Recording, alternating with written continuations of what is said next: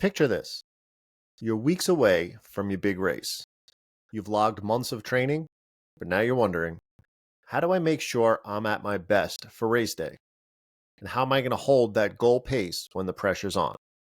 Welcome back, everybody. I'm Coach Ken from Giving It a Try.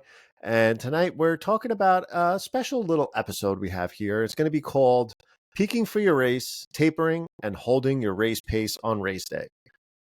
As of this recording, I have a bunch of coached athletes that are getting basically, especially the triathletes, peaking for full distance iron races, 70.3 races. And then as well, this is a great segue for the fall marathoners, where we have many different marathons going on from the end of September into November.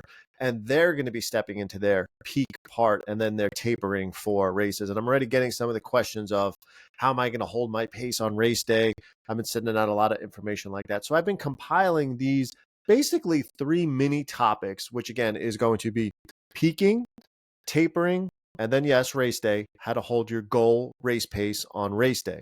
These are 3 very important topics. And this is good because I'm able to now document this at least into the podcast, the long form content. So season after season, as athletes kind of approach these this part of their training, and I've done some talks and some videos before on tapering and peaking and pacing, but this is like a quick refresher on a lot of that because it's right there on a lot of people's mind right now. Peaking for race day, mastering the taper, and strategies to maintain race pace. That's what we're going to be talking about right here. And this is, again, for runners, triathletes, anybody who's at that point in their training where they've been putting in months and months of that work, and they're coming up to some of these key sessions. And then what's after the key session? You may have, depending on the distance of the race, 1 to 2 weeks of some type of taper or reduction in volume, and kind of what that means for you right there. And it's very important as we highlight this, because a proper peak and a proper taper can really make or break race day. And I don't want to stress you out about that, but for the most part, there is some leniency in there, but there are some kind of hard and fast rules on if you really want to be in tip-top shape for race day and going into race day at your peak in your prime, that we really should follow and kind of stay in that lane with that. And then race day, pacing. Why is that critical? Why is it critical for success to kind of understand where you want to be that day for your goals? And I do a lot of stuff with pacing. That's how I've kind of managed to push the envelope with PRs race after race, is just testing, like we've talked about in some of the prior episodes, threshold testing along the way with different distances, different paces. And then basically, if you do the peak and the taper right, you'll go into race day with your goal paces, and you'll be able to hit them, and we'll be ready to rock. I myself, I've done a dozen or so half Ironmans and Ironman relay. I've done many ultra marathons, plenty of 13.1s and road marathons. So I'm no stranger to pacing. I understand how important that is. And I've gone through a lot of, seasons now, peaks, tapers, and then the race day strategies. So kind of the culmination of all those things that I've learned and all those things that worked for me that I push out to the athletes, and things that they learn along the way, because that is part of the process, is learning with this. So the first part of this that we're going to get into, we're going to kind of, again, break this down into 3 sessions. And I would just want to take a minute to thank everybody again for tuning in. Don't forget to subscribe. Give a thumbs up with a like. We have plenty of new content coming forward here. We were in a little lull because of the peaks for basically the athletes coming in their training right now. I was putting a lot of focus on that. But now as we ramp into these races, we can do a lot more talks, and then going into the off season, so you don't want to miss anything on that. And the special guests that we have lined up for the fall on here. So let's get into it right here. What do we mean? What do we mean when we're talking about peaking? Maybe we should kind of define that real quick and talk about that real quick. Peaking is the process of reaching your physical and mental best for race day through strategic training and recovery. Everybody has their own season that they're in, their own goals that we're setting for them. One person's goals look a lot different than another person's goals, even for the same race. So their peaks may be completely different. As well, don't compare yourself to others because your peak for the race that you're doing, this can be the first time that you're entering these distances. So this is all unknown territory, new charted waters, if you will, for this race, as opposed to the seasoned athlete that's there, you see training, and they've, again, maybe done this distance. They're in a few seasons deep here, and they're just looking to hone their skills, better their pacing strategies. And be a little humble with it. If this is the first time or one of the first times that you're going into this distance race, it's all learning experience. It's all about setting the standard there on race day. And then if you choose to revisit that distance again, whether, this is 13.1 to Ironman, whatever it is, then we have a lot to compare to. You can compare it to yourself. We can better yourself, put in a better training block. We know the work you put in, how much of the training you put in to get to that result, and then we can adjust that season after season going forward there. So this is going to happen probably, right now we're looking at Ironman Maryland coming up September 20th. And a lot of the athletes are going to be peaking into their biggest weeks this weekend. This is why I wanted to get this out there. They got their century rides, they got their long runs, and they're going to hit probably a really good brick session next weekend with a nice run off the bike, really practice that fueling, really seeing how well we perform about an hour in on that run off the bike. And then that is kind of part of the taper because we're not going to be out there for hours and hours and hours on end when you look at the total hours for the 2 days at the end of the week. And then we're going to get into a little bit of taper right after that. You're just going to see volume starting to come down as the intensity kind of holds there with some race pace stuff. And next thing you know, we're going to be fresh, primed, and ready to go out there on the starting line. So for Ironman, that could look like a couple weeks out, a few weeks out, 2 to 3 weeks out. We're hitting our peak big weeks, our big workouts. 70.3, you might be looking at peaking a little bit closer, a week or so closer. It's kind of, because again, it's like the half marathon distance of triathlon. And then when you look at the running 13.1s and the marathons, the marathon does have a little bit of a taper in there just due to the excessive fatigue and the extra miles that we put on through a marathon plan. But a 13.1, and again, this is definitely, again, dependent on if this is your first time at the distance or if you are a veteran at the distance trying to better yourself. Because there is kind of two ways that I like to coach athletes into these longer distance events, is depending on how much training we're able to put in, how much training you can put, or when you started your training. Maybe we didn't have that big opportunity to build this big base, have all the months we needed, that 4 to 5 month window, depending on what kind of event it is. So maybe we're truly peaking you into that race, meaning we're going to push that peak a little closer. You may not hit the high volumes that maybe a veteran athlete is who's been to that distance before or who had a longer time to put training in. So we may peak into that race. It's not going to be this big taper afterwards. Or if we really are prepping you for this event, we're really going to ramp it up. We're going to hit this peak amount of volume, and then we are truly going to have to come down to a taper because we're really preparing for the event, kind of overloading the body for the event, and then coming back down for the taper. So there's kind of a few different ways there, and that's just structured in with the individuality of the athlete and everything else that goes along with it. So that's what you can expect there for the time frame on it. What are some of the key components of peaking? Again, gradually increasing volume. I like to build volume for these distances first. So again, it's that mundane building week after week after week. I know it can get kind of boring along the way. And then once we hit a certain level of fitness or a certain level of training, that volume, we're able to put in a little bit extra intensity at those race efforts. The stuff that everybody wants to do, the good stuff. I call it the unsexy is the building of the volume. And then we can get really into the really nuts and bolts and fun stuff of the plan, which is really that intensity and the specificity of it. Because then we can maybe hone in towards the final big weeks, what we might think your race pace plan is going to be. And then we can insert some of those segments, especially with the marathoners. If we can kind of judge all right, maybe we want to do a certain goal for the marathon, and then we can start putting these segments in these long runs and seeing if it's sustainable. And again, because we don't want to run that race pace for the whole long run week after week until we get to the 26.2. That's not how training is done. And if you're training like that, please reach out. We'll readjust your plan and we'll get you squared away for the next one. But again, that's the specificity, those race pace specific workouts that you'll see, those tempo runs at goal pace, some long runs that have some of that race pace efforts in there, and then course simulation stuff gets there towards the end. If you're getting prepped for a really technical course, once we have that volume and some intensity in there, we're going to start hitting the specificity of your stuff there in the peaking phase, which is making sure we're getting the hills we need on the bike or on the run, or if this is an ocean swim, making sure you can get out there and get into some of those types of conditions and currents like that. And then as well, recovery. We definitely, through all of this, have to incorporate rest days and some lighter weeks to avoid burnout. as we're getting close to this peak. It's not a linear graph, so don't think that we are just climbing a mountain week after week after week until we hit the peak. There is steps. There is, depending on the athlete, 2-3 weeks of build, a deload. We come down a little bit, we rest, recover. That's when fitness is built. I always tell that to people, like, you have to understand that. That's when the body adapts to everything.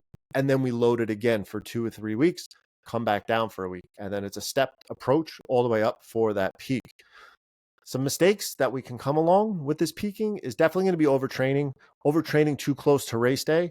I know if you get sick, that immune system's getting beat up a little bit and you're coming up to race day, you might miss something and you're like, can I get it in next weekend? Can I go long again? I'm not, or you don't feel prepared. That race day anxiety starts to sit in where you're not trusting the work that you've been putting in. And that's a normal, common feeling to feel. And then you want to do more, but that could then start to detriment the ability for your body to adapt and get ready for race day. So that's part of the mental preparation, and we can't ignore that part of it, is trusting the training.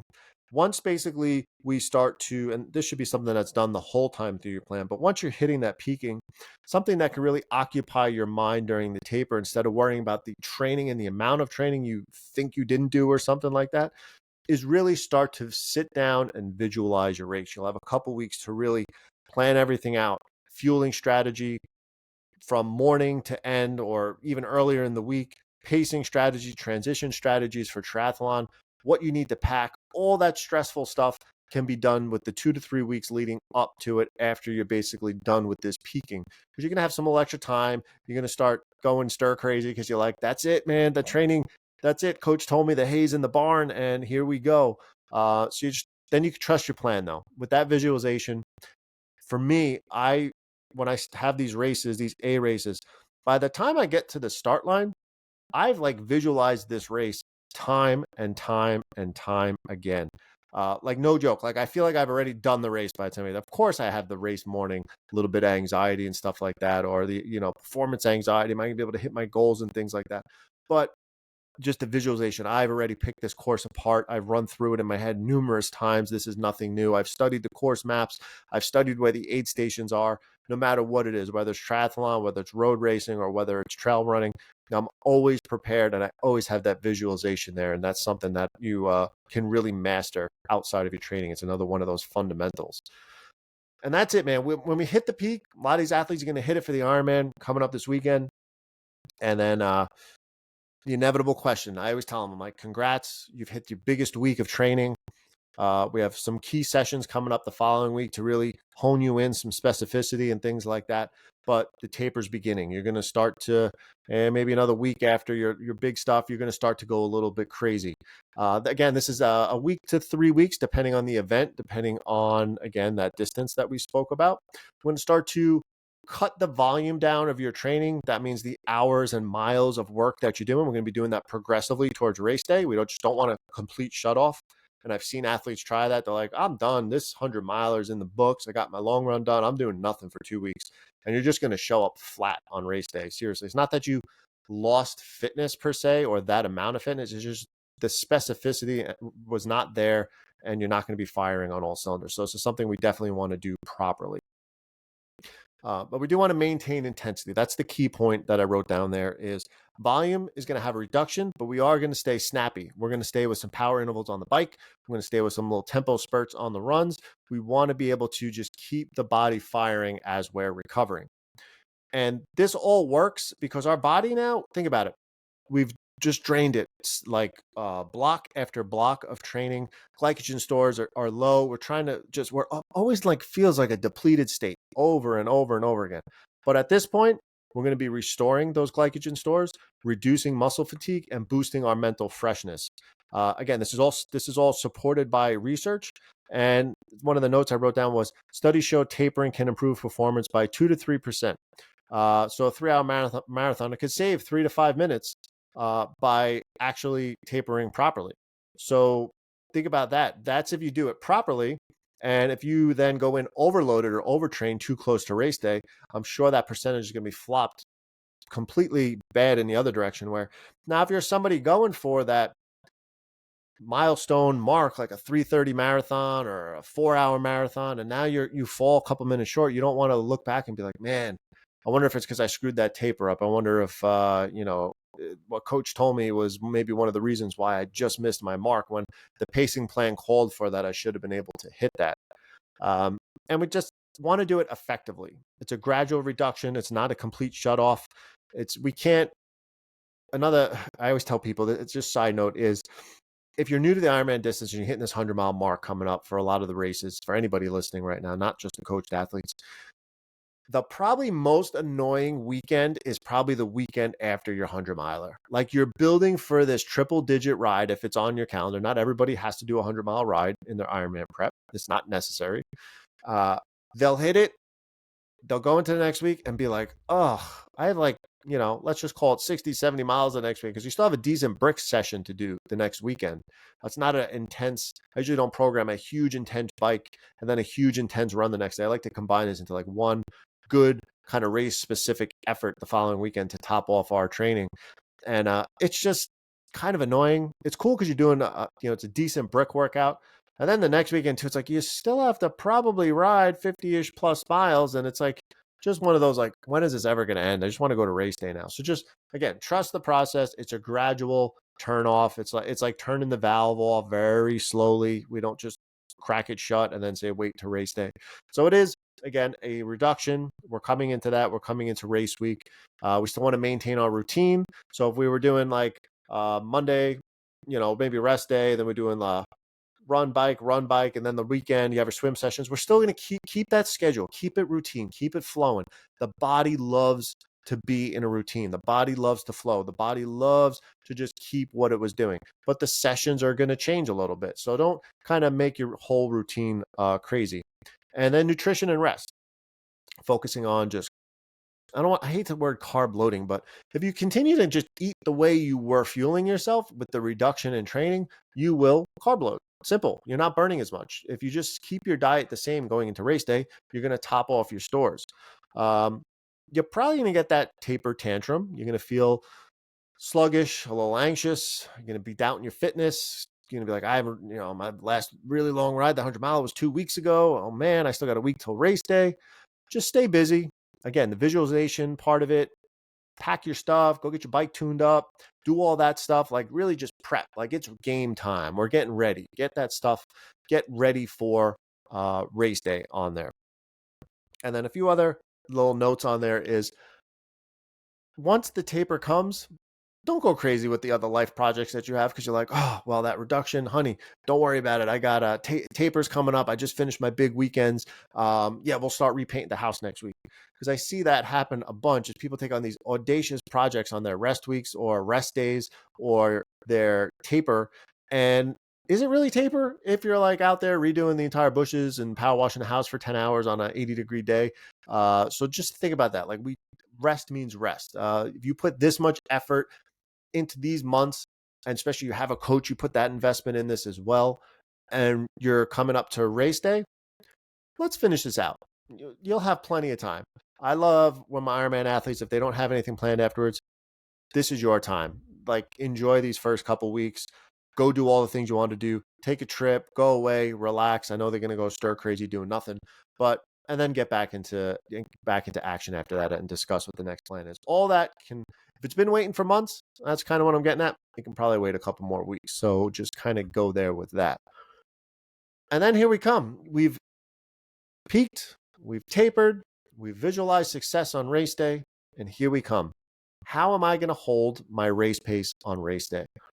I don't, especially the marathon. I was like, if I didn't do my 20-mile run at 9 minutes a mile, how am I going to do 9 minutes a mile for 26.2 miles? I don't trust it. And this is why I like to build the testing in during practicing these threshold tests, readjusting zones, and showing them if you do the work, this is anticipated where we're at right now. If you caveat, you still do the work for the race day. Just because you ran a whatever X, 5K doesn't mean tomorrow you can go out and just run a marathon at X. Yes, it can correlate to get you in a pacing zone for it if your body builds up that endurance and fitness to be able to handle and fuel properly for a marathon. So that's what we're talking about there with the different testing and things like that, and why. I mean, I know, and then I have, and it's always awesome when it's a newer athlete, somebody we haven't done a big A race for, especially the runners, because you can really hammer down pacing with running the road races. And I look at some of their past races and things, and see how they paced for them and what they did on them. And then when I give them a pacing plan for the race, some of them kind of look at it with like a side eye, like, huh, I've never really run a race like that before. Well, probably because you don't really understand maybe what proper pacing is. We'll all get into, again, probably training a little too hard, didn't do the proper training, went into race day, probably not peaked, primed, and tapered like we would, um, as you would with a coach and somebody who lined you up perfectly. And then probably didn't have a good pacing plan. You might have just did the Jesus takes the wheel plan where you just gun goes off, start line goes, you just go by feel the entire day and say, I hope I can run a 4 hour marathon. So again, if we have a goal and we think that you're in that range for that goal, we are going to put a plan together in place that day in order for it to happen. This doesn't just happen though. Pacing is, we have to practice it, especially my marathoners.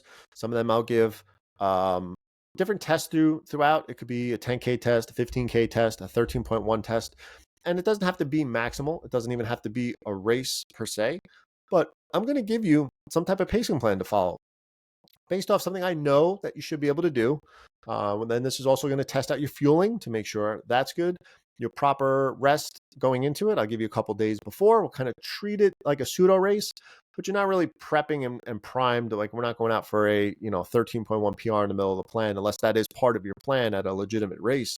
Because I don't want to over prepare you for that one session and have to give you all these other sessions off because really if you race too much in a plan, it actually is at a detriment to your training because you can't have quality training sessions and quality weeks that we can compare because you're always prepping, training, recovering. You have to take days off afterwards after a hard session, and that kind of screws things up. So I like to do it in training. I like to give tempo block miles for the marathoners specifically. Long runs, that specificity zone later in the plan. We're starting to see, all right, I think we're going to shoot for that 9 minutes a mile for that marathon. We'll give you some blocks close to that, at that, or even better than that in 3 minute segments here. 3 mile segments, maybe with a mile in between, where we can test you, see where you're at, see where your heart rate goes in there. If your heart rate stays in the zone we need to be in for that distance, then we know that you might be able to sustain that for that amount of time. And that's all the stuff that I do, the data research and the data collection behind the scenes here after those sessions. And then I give the feedback back to those athletes and we see where we can go from there. So those are going to be, again, those race pace workouts, the specificity later in training. We're building that intensity, that quick feet in some of those speed and interval workouts. And then we start to hone in that tempo stuff towards the end. And we start to see where we can be with that. Again, with modern technology, GPS watches, heart rate monitors, power meters on your feet now, we can definitely monitor so much stuff and have to go, not like the old days where it'd be an Excel file that says, run this, and then you have to write back and see what, document times from your watch and things like that. So we can get really specific now with getting better at this pacing and you learning for it. And also, those little tests are good mental rehearsals, especially some of the longer tests, like if it's a 13.1 test during your marathon plan. I say going into the week of it, just treat those that day before as if it was the day before the race. Treat the morning of the race. So eat what you're going to eat. Wake up maybe at the time you're going to wake up for your A race. Start the race or your session that day at the time that you think your corral's going to start on race day. Like, so you're kind of getting this dress rehearsal. Even wear what you think you're going to wear on race day if the weather permits to wear. Still be that same weather. Is test out your gear, test out your shoes, test out and make sure everything is ready to go. And then during that, during the race or these sessions, these race prep sessions, visualize it. Visualize being out there. What I love about getting into, like when it's triathlon season and getting some of these awesome brick sessions in for these triathlons is like on those long weekends, I love, settling in on the run and just visualizing like the run, being on the run course. There's not, one of my favorite places to be is on the 13.1 at a 70.3. It's just a perfect distance. It's a perfect race. and you could really run that half marathon. If you're a good runner, and you're pushing your limits there with what you can do, your potential is like, it's fun. It's fun when you can run a good half marathon at a 70.3, because you can just tell right then and there kind of who is a veteran of the sport, who is a good runner, who's out there like pushing away. It's really awesome to see like hours in that people are just crushing it out there on the run course.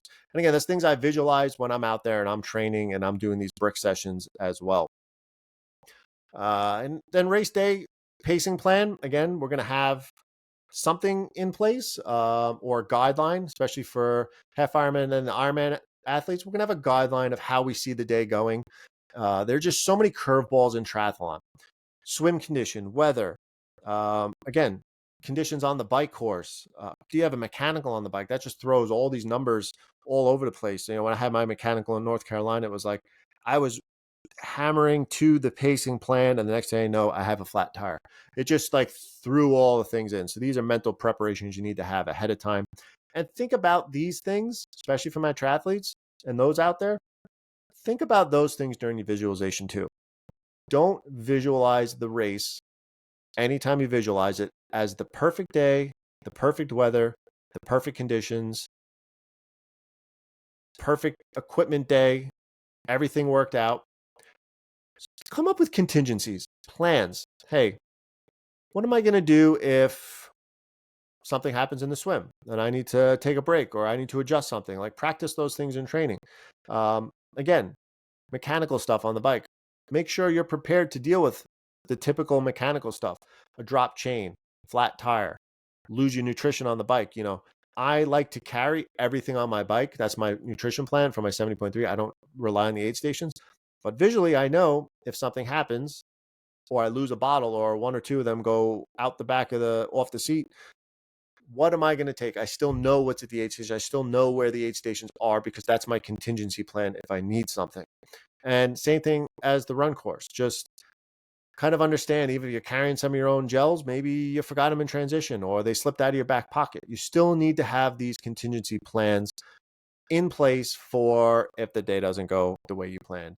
Have those A, B, and C goals. I like to, again, C goal, finish the race. That's the goal, cross the finish line, get that medal, regardless of what happens. Set a B goal. That's something that we think we should be able to hit based on your training. Like, you did all the work. I think on a good day, good proper day, this should be where we're at.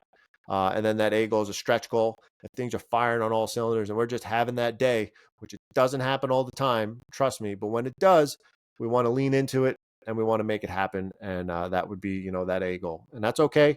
A lot of people finish somewhere between that B and C goal. And at the end of the day, just be thankful that you can be out there getting this done and be healthy and getting everything done with that. So that's holding our pace on race day. You're going to be going in this, again, peaked, primed, tapered. Especially, somebody just did a 13.1 this past week, a test for their marathon. And they wrote out they really critiqued themselves on it. They were like, this I struggled on, this I probably should have went to bed earlier. This was a little tougher than I thought. But remember, that's mid-plan, not tapered. We're not taking all this extra time or a week or two to get into this. Like, you're tired. This is fatigue. And they crushed it. First, that's a side note. They crushed it. They hit the pace. They actually beat the pacing plan I had by like 5 seconds. So they beat the pacing plan, and I knew they could do those paces. But yeah, it's going to be tough in training because you're not peaked and primed for those. So if you're able to hit these paces and what we're putting out there for you, your specificity for race paces and training, that's the money. You're doing it. And then properly peaked and tapered and fueled and everything else on race day. Hopefully everything goes, as planned. And then you're going to have a magical day out there and you're going to get this stuff done. And again, those contingencies, weather, if it's too cold that day, when you have contingency plans, visualize that. Visualize, hey, I trained in mild weather and now it's super hot on race day. Like, have a contingency for that. Maybe a little extra salt, sodium on the run, whatever it is, things that you've tried in training that worked. Let's stick to that. And now, if things start to kind of go off track on race day, the biggest thing I can tell my athletes is take a deep breath, settle down, slow it down. If you went out a little too hot on one of the legs of a triathlon or maybe too quick in that marathon because your adrenaline was going, just settle down, ease back down, take a mile to really go easy, establish where you are, get that heart rate down, open up your field of view, because as you start to get a little crazy, everything starts to tunnel vision. That's what happens when we get stressed, and we stop thinking, we stop looking at things, and we stop being able to problem solve. Take a deep breath. Your field of vision is going to open up. Your mind's going to become a little clearer. Stop at the next aid stop, reassess yourself, and keep on moving. Keep on trucking out there. Again, at the end of the day, all these numbers and metrics could be thrown out the window. Say your watch shuts off, second mile of the run. What the hell do I do now? You don't just stop. So inevitably, an athlete needs to learn that RPE, that rate of perceived exertion. Once you have that mental body mind link with the data of what feels like an easy run, you should know, practice these things in training too. When you're running, easy run, you know what that pace should be. Don't look at your watch for a little while. Settle into what you feel you usually do for your pace and see if you're accurate with it. Tempo days, you've done tempo runs now. You know kind of where your tempo runs are, minute per mile. Ease into them. Don't look at your watch. Maybe shut your notifications off for that workout. Do it, don't let it beep and tell you to slow down and do this other stuff. And say, I feel good. I feel like I'm at my tempo. Where am I at right now? And look down and be able to see that. So that on race day, when we know, depending on the distance, what we're supposed to do, you'd be able to run that race even without a bike computer, without your watch on. You would kind of know where you're at for the day. And that's a fun thing to do during your training, just to break it up as well. You should also know kind of what your heart rate feels like at different things. I'm very good at knowing what my easy pace is. And then if I'm at that, with my run partners, sometimes we'll say, hey, what do you think your heart rate is right now? Let's play a game, mid-run, and see if you can kind of guess where it is based on where you should be with your pace, and does it fall into that zone? So that's where you kind of need to be, and that's how that can help on race day as well. Is numbers are great, but we have to know how you feel, and you have to know how you feel with that. So holding your pace, your race pace, it's just about preparation, it's about discipline, adaptability. Train it, plan it, and trust it. That's going to be the name of the game out there, and that's how we're going to get this done on race day. A couple questions that I've had over the past few weeks that I've been writing down to put into this. What if I feel slow during my taper? Like, what if you just don't feel like you're going to be able to perform at the pace we spoke about on race day? Completely normal. Trust the process. Your legs are going to feel nice and fresh on race day. And remember, all that training that you did and all those tests that you did for coach and those data collection things, that was solely on you, especially if it wasn't an actual race. There's no adrenaline. There's no race day vibes there. Very fatigued you probably were. So on race day, man, you're going to be vibing. You're going to be chilling. You're going to be ready to go out there on the start line. It's all good. How do I know my goal pace is realistic? Like, how do you come up with this stuff? It's based on recent training. It's based on data that I have. A lot of things I do behind closed doors. That's why I'm your coach. That's why I'm putting things out there. That's why I'm putting pacing plans together for these workouts, and we're hitting these workouts at certain paces. Because every workout you do, even if it's an easy run, whatever it is, that's practicing pacing. We have a pace that we think you're going to need to do for all these workouts, and you're out there doing it, and it's good. I've had people, this is just a common thing, going out too fast. What happens if first 2 miles, I'm like, shit, I am way ahead of pace here. Again, ease back down gradually. Don't panic. Reset at the next mile marker, and then continue on from there and do some damage control through there. Let's talk about two different people. I wrote down two different types of things that we're talking about here.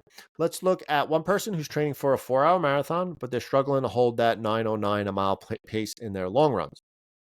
They just don't see it. Like, I don't know how I'm going to hit my 4-hour goal. We'd add more race pace miles towards the end, that specificity at that mile, what we're trying to hit. Say they really want to break that 4-hour mark. We're going to make sure they're doing proper fueling, because maybe it's not that you're not fit enough to hit those mileages, but maybe because it's the long run, we didn't rest and recover as we're supposed to during the week. We're not fueling properly. We're not intra-fueling on those workouts. So just because you're not hitting some of these race pace stuff in your training, there may be some other modalities that we can look at in order to help you out with that. And then somebody else who has a very hilly race coming up. I have an athlete doing a hilly 13.1 trail marathon coming up in a week or two.